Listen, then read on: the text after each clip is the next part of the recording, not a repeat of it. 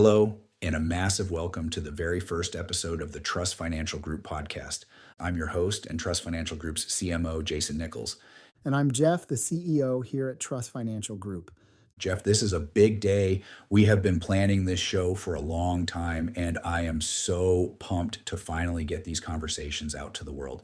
Same here, Jason. You know, we have these talks with clients privately every single day about wealth, strategy, and real estate, and it feels great to finally open the doors and invite everyone in to hear them. Now, Jeff, we started this podcast for one reason. The mortgage industry is stuck in the past. If you walk into a big bank today and ask for a line of credit, they're going to ask for weeks of paperwork or more. Yep, pretty much. And they're going to offer you a product that hasn't changed in 30 years. But the modern homeowner has changed. They are entrepreneurs, they are gig workers, they are investors. They don't fit in that tidy little box anymore. Yeah, that is exactly what we are solving today. In this first episode, we are breaking down the Truss Financial's approach to home equity. We're answering the big question, is your home equity a safety net, or is it the seed money for your next empire? And we'll break down exactly how we do it differently at Truss. Speed, no tax returns, no appraisals. The stuff that actually makes life easier. If you want to know how the wealthy actually use debt, you're in the right place. Let's dive in. So let's start with the green light scenarios. Jeff, when you look at a client's file, what is the number one indicator that tapping equity is a smart move? It comes down to one word, arbitrage. Can you please break that down for the listeners? Arbitrage is borrowing money at a lower cost to invest in something that pays you a higher return. For example, if you take $100,000 out of your house at 8% interest, but you use it to buy a rental property or build an ADU that yields 15% in cash flow, that is good debt. Yeah, because the asset pays the bill. Exactly. The debt is free because the tenant pays it. The other scenario is business expansion. If you own a business and you know that $50,000 in marketing or inventory will double your revenue, then tapping your home equity is the cheapest capital you will ever find. But here's the friction point, right? A lot of the people who should be doing this, entrepreneurs, real estate investors, are the exact people traditional banks hate. Oh, absolutely. Try walking into a big bank as a self-employed business owner. Let's say you make $500,000 a year, but since your good accountant wrote it all off, so now your tax return shows $30,000, and the bank laughs you out of the room. And that's where the strategy falls apart for most people. They have the equity, they have the business plan, but they don't have the tax returns. Yeah, that's why at Truss we had to solve that specific bottleneck. We use no tax return HELOCs and DSCR HELOCs. We stop looking at the tax return and start looking at the actual cash flow, either the business bank statements or the rental income of the property itself. So the product exists to facilitate the strategy. You aren't getting the loan just to have it. You're getting it because the bank statement shows you can afford the leverage to grow the business. Okay, so that's the win. You use equity to buy assets. Now let's talk about the loss.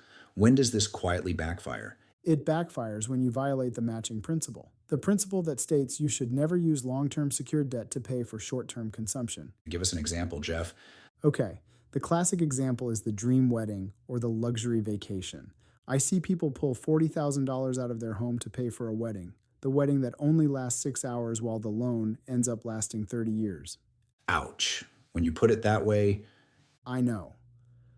You are literally paying interest on a party you threw in 2026 when you are retiring in 2056. That is how you erode wealth. The other trap is the renovation without ROI. You mean the $100,000 swimming pool? Exactly. You put in a pool for $100,000, but it only adds $20,000 to the home value. You just lost $80,000 of net worth. If you can afford to lose it because you love swimming, fine. But don't call it an investment. Yeah, and I want to touch on speed here too. Sometimes the backfire isn't the loan itself, it's the process.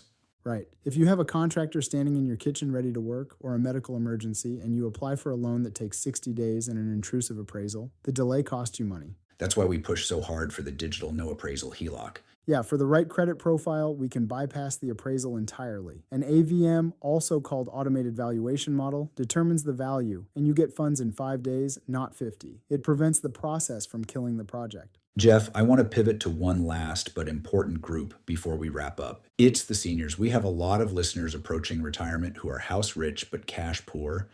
This is a delicate area. The old advice for seniors was reverse mortgage, which has a massive stigma attached to it. It does, and sometimes rightly so. The fees can be high.